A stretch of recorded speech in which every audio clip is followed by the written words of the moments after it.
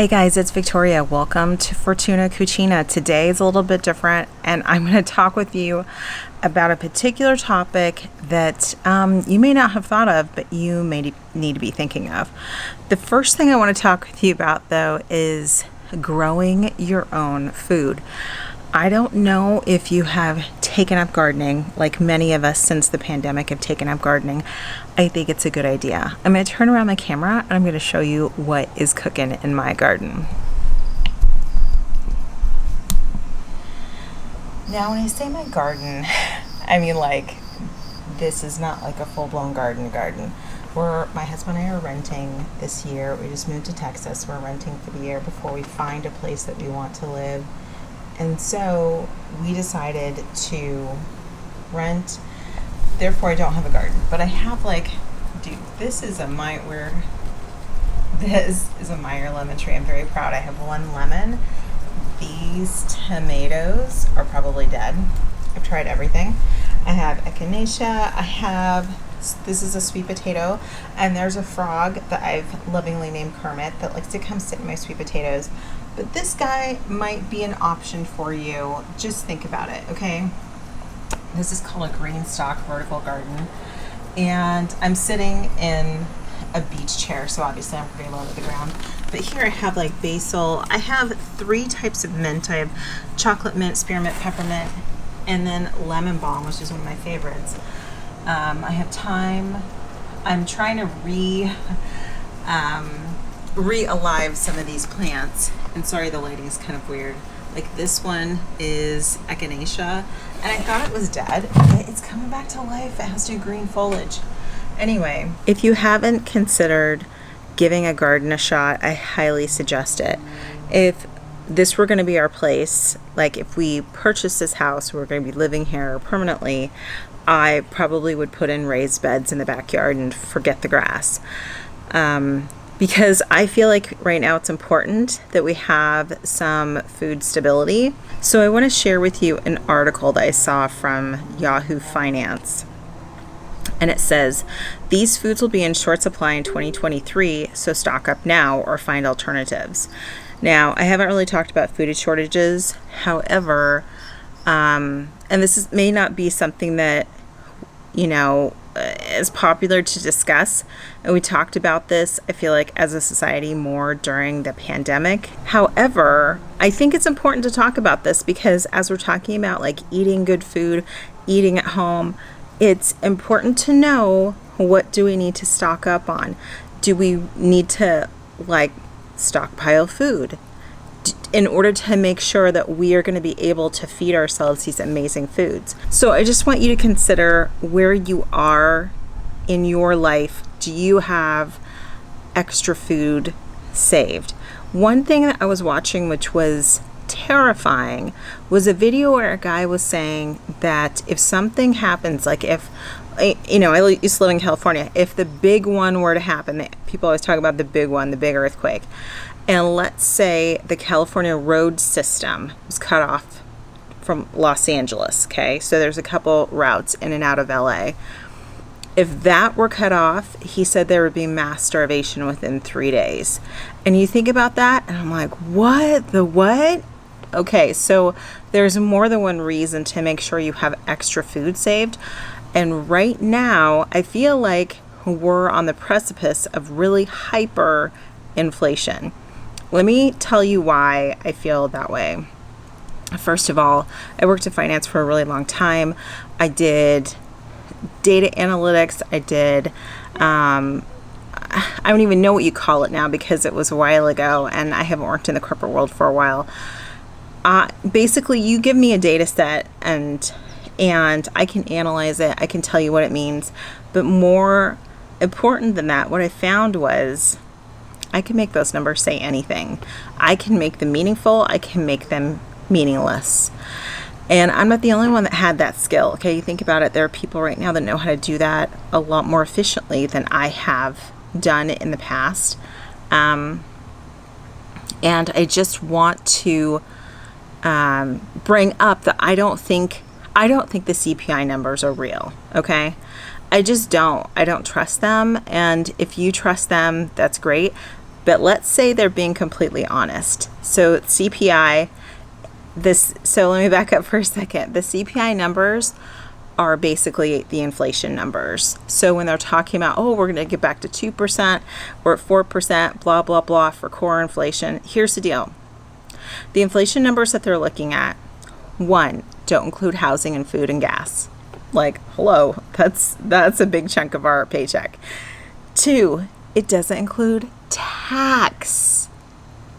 Who here has gotten a break in their taxes in any way, shape, and form in the past couple of years? Nobody. So when they're looking at these numbers, it's like apples to oranges. So what I want you to know is that the government may be saying that everything is perfect, everything's fine. But as I'm looking at the price of things slowly increase, I know that everything is not fine. And my husband's tired of hearing me talk about the cost of potatoes. Here's the deal. I think a potato is something everyone would eat, right? I don't think anyone would be like, ugh, potatoes. I mean, let me tell you, I have this amazing recipe for Parmesan potatoes. I may show you really soon. Freaking amazing. The price of organic potatoes has almost doubled. And I noticed this, I don't know, probably 6 months ago, because you guys may have heard me talk about Misfits Market. I've ordered a lot from them. I noticed the price of a 3-pound bag of potato went up from like $3.50, $3.80 to almost $6 a bag. And these little things are chipping away at your discretionary income. These little things are causing you to have less money in your pocket. And so I think it's important that we are aware of the fact that the cost of food isn't decreasing, it's actually increasing.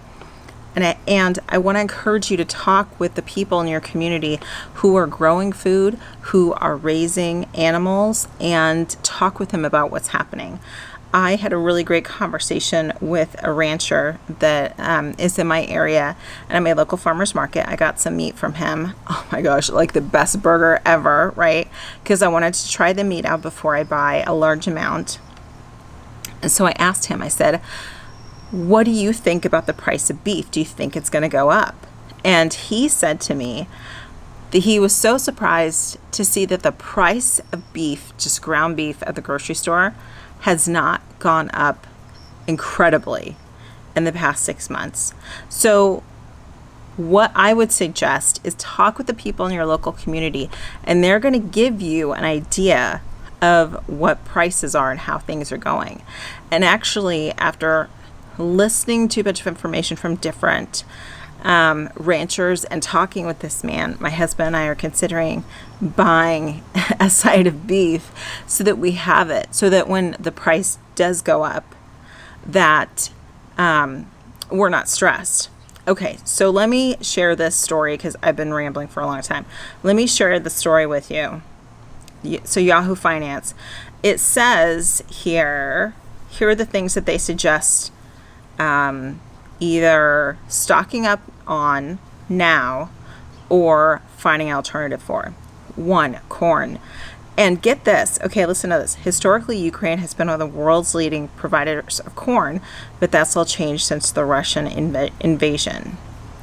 Okay, so Ukraine is the bread basket of Europe, and they have supplied a lot of wheat to different countries. And even if they don't supply wheat here entirely, like, we are a global society, and so the laws of supply and demand are going to be in effect, right? So let's say like corn is way down. It's going to be harder for us to not to buy that corn, because when supply goes down, okay, all right, mosquito, when supply goes down, demand goes up and the price goes up.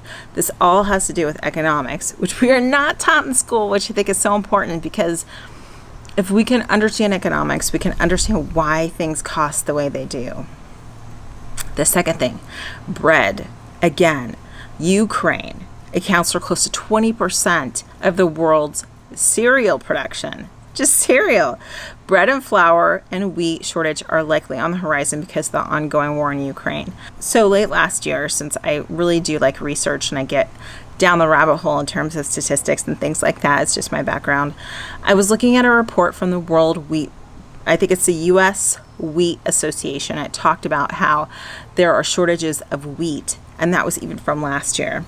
So take it with a grain of salt, but if you think, hey, there may be a shortage of wheat, there may be a shortage of, like, wheat ends up equating to flour, bread, baked goods. If you don't know how to bake already, let's learn how to do that. I have a great recipe for an artisanal loaf of bread that you don't even need to knead it. You fold it a couple times, and that's it.